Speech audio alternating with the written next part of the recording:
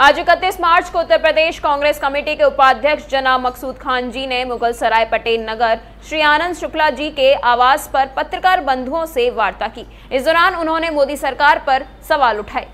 मोदी सरकार पर सवाल उठाते हुए उन्होंने कहा कि एक शहीद के बेटे पर बार बार हमला क्यों? जिस इंदिरा गांधी जी ने देश के लिए जान दे दी, उसके पोते पर इतने वार क्यों किए जाते हैं? क्योंकि उन्होंने आपके भ्रष्टाचार और मिलीभगत पर आवाज उठा दी। आगे उन्होंने कहा कि एक बीमार मां की देखभाल कर रहे बेटे को 12-12 घंटे के लिए हफ्तों के लिए ईडी के नाम पर अत्याचार क्यों किया जा रहा है?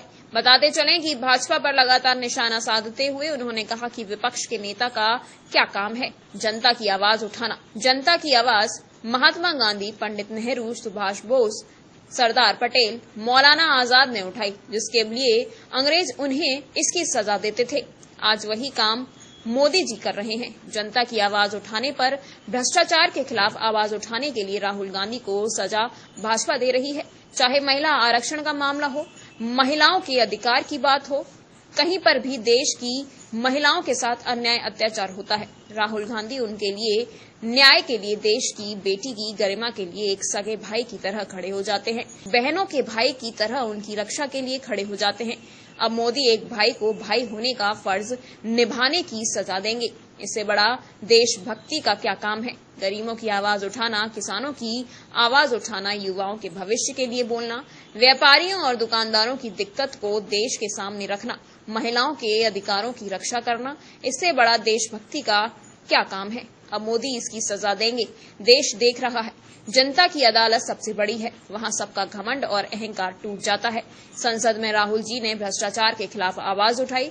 मोदी जी अब बौखलाकर उसका बदला ले रहे हैं। प्रातः दर्पण न्यूज के लिए चंदौली से सूर्य प्रकाश सिंह की रिपोर्ट। सबको प्रणाम। सारे मीडिया बंधुओं, पत्रकार बंधु, मैं उत्तर प्रदेश कांग्रेस कमेटी के उपाध्यक्ष मकसूद खान आज इस प्रेस कॉन्फ्रेंस के माध्यम से हम बताना चाहते हैं कि ये सरकार संसद को नहीं चलने दे रही। ये सरकार अडानी जी से सवाल पूछा जा रहा है तो कह रहे हैं कि ये देश की, ये बताएं कि क्या अडानी से सवाल पूछना देशद्रोह है?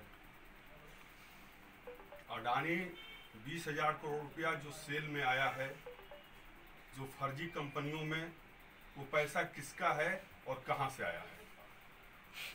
आज आम आदमी का पैसा, चाहे SBI में हो, चाहे LIC में हो, उस पैसे को उठा के बिना किसी तरीके से भेदभाव किए वो दे देते हैं जो है अडानी के ग्रुप को। उसका वो जवाब नहीं दे पा रहे हैं।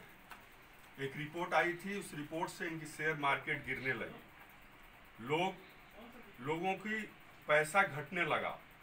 जो लोग शेयर उनका खरीदे थे वो लाखों रुपए एक एक शख्स का नुकसान होने लगा। आज देश त्राही कर रहा है। ये प्रजातंत्र और लोकतंत्र देश है जहाँ पे सारी धर्म और जातियां रहती हैं।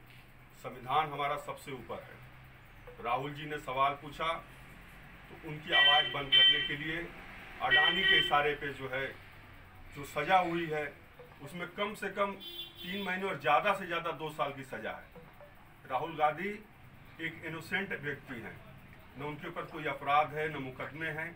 इस तरह के व्यक्ति को 2 साल का सजा देके और लोकसभा से इसलिए बाहर कर देना कि वो फिर दोबारा सवाल न पूछ सके। लोकतंत्र की गला घोटी जा रही है। ओबीसी के नाम पे बताया जा रहा है कि ये ओबीसी को बदनाम किया जा रहा है। क्या मेहुल चोकसी, नीरव मोदी ये ओबीसी हैं? कोई अपराधी किसी जाति का नहीं होता है, वो अपराधी होता है। चाहे वो किसी तरह का अपराधी हो, उसका कोई धर्म नहीं होता है।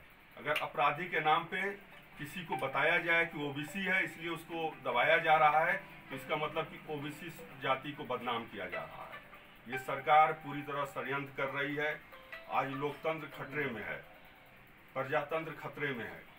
आज उस लोकतंत्र को बचाने के लिए हम सभी कांग्रेस सड़कों पे उतर रहे हैं।